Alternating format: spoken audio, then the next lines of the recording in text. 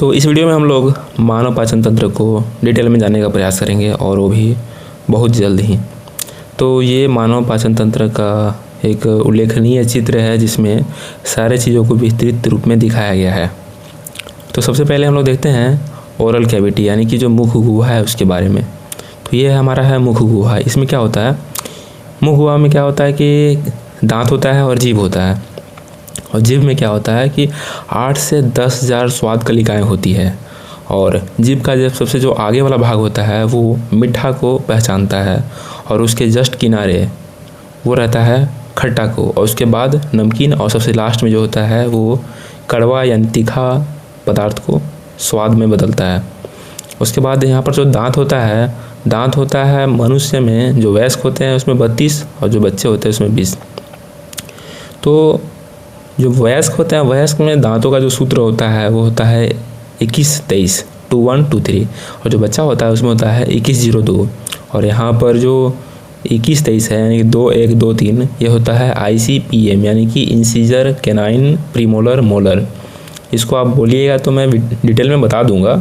फिलहाल हम अभी पाचन तंत्र पर फोकस करते हैं। तो ये हो गया हमारा मुख गुहा। उसके बाद होता है लार ग्रंथि। तो जो लार ग्रंथि है इसमें 3 तरह के ग्लैंड होते हैं और सबसे प्रमुख ग्लैंड है पैरोटिड ग्लैंड।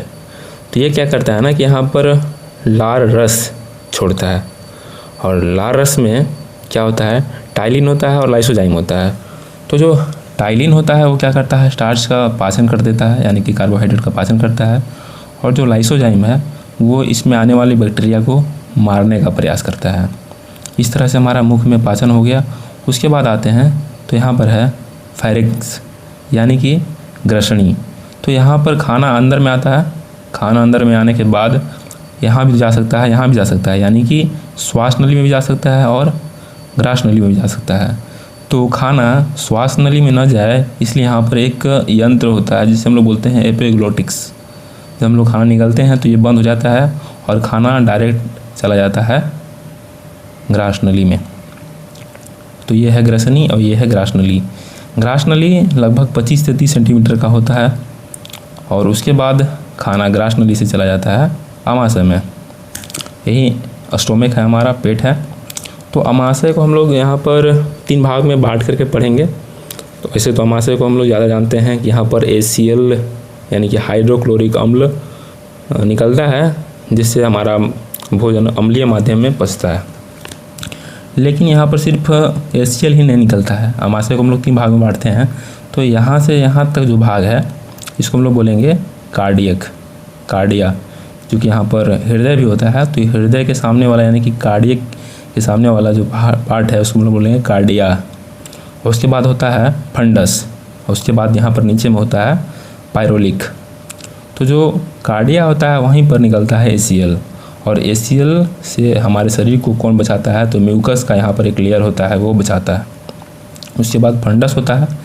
फंडस में क्या होता है, यहाँ पर एक उंगली नुमा संरचना होता है जिसको हम लोग बोलते हैं र्यूगे। और जो र्यूगे होता है वही हमारा अगर आमाशय में भोजन नहीं रहेगा तो चुभने लगता है, तो जिसको हम लोग बोलते हैं कि हमारे पेट में चूहा कूद रहा है। उसके बाद नीचे आते हैं तो यहाँ पर हो जाता है पायरोलिक।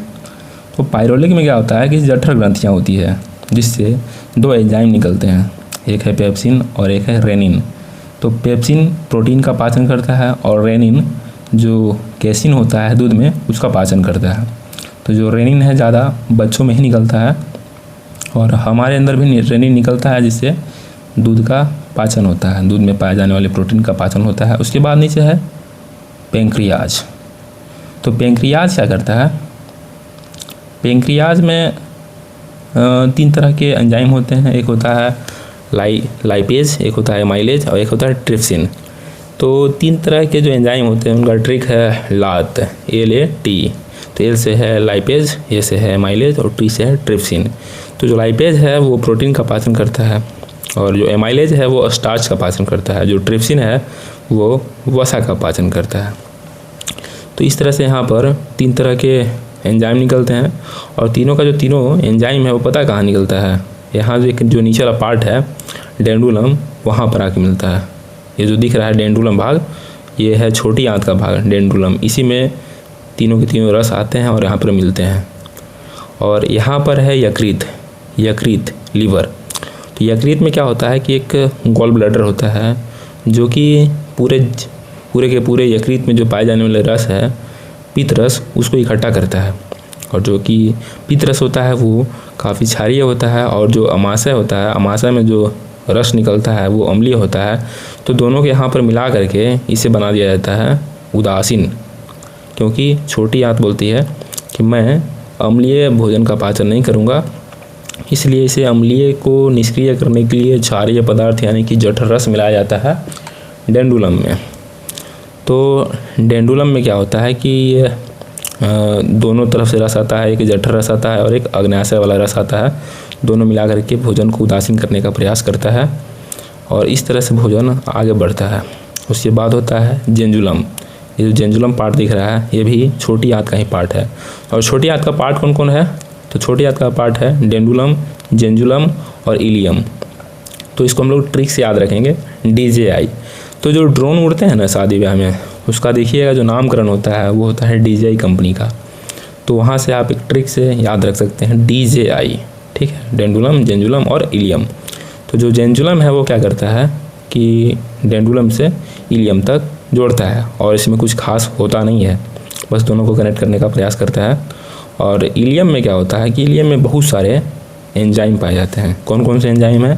तो यहाँ पर erepsin, sucrase, maltase, lactase, lipase, ये सारे एंजाइम यहाँ पर पाए जाते हैं। और जो इलियम का लास्ट भाग है वहाँ से अगर देखा जाए इसमें तो कुछ उंगली नुमा संरचनाएँ मिलती है। तो जो उंगली नुमा संरचना है उसी को बोलते हैं विली या फिर विलाई। वो क्या करता है ना कि जितना भी खाना यहाँ पर पच गया है उसको यह अवशोषित करता है इलियम, और अवशोषित करने के बाद देता है बड़ी अम्मा को, यानी कि बड़ी आंत को। तो बड़ी आंत उसको खाना को ले लेता है और पहले जाता है सीकम में, और सीकम में जाने के बाद यहाँ पर से इसका जो लिक्विड फॉर्म है उसको ठोस में बदलने का प्रयास होता है। लिक्विड फॉर्म करने का मतलब है कि इसमें खनिज लवण और जल मौजूद होते हैं। तो सीकम उसको निकालता है, फिर आगे जा कर के यहाँ पर जो है कोलन भी उसे निकालता है। सीकम के ही नीचे यहाँ पर एक पार्ट होता है अपेंडिक्स। अपेंडिक्स क्या होता है ना कि पहले हम लोग मालूम होगा कि कुछ खाने के लिए नहीं मिलता था तो हम लोग घास फूस भी कुछ भी खा लेते थे, तो जो सेलुलोज होता था घास फूस में उसको पचाने का प्रयास करता था अपेंडिक्स। और कभी कभी हमारा जो खाना है सीकम में जाने के साथ साथ कुछ खाना यहाँ चले जाता है अपेंडिक्स, तो ये बहुत ही पेन करता है। तो इसे बोला जाता है कि हमें अपेंडिक्स हो गया है और इसे काट करके निकाल दिया जाता है क्योंकि इसका कुछ काम है नहीं अब। और इस तरह से खाना जाता है, यहाँ पर जाते हुए निकल जाता है। और यहाँ पर है रेक्टम और यहाँ पर एनस। तो जो खाना है अगर मुंह में रहेगा तो उसको हम लोग बोलेंगे बोलस, और खाना यही अमाशय में रहेगा तो उसको हम बोलेंगे क्या, काइम। और उसके बाद जो खाना यहाँ से निकल जाएगा तो इसको हम बोलेंगे काइल। तो इस तरह से हम लोग यहाँ पर समझ लिए पूरे के पूरे पाचन तंत्र को।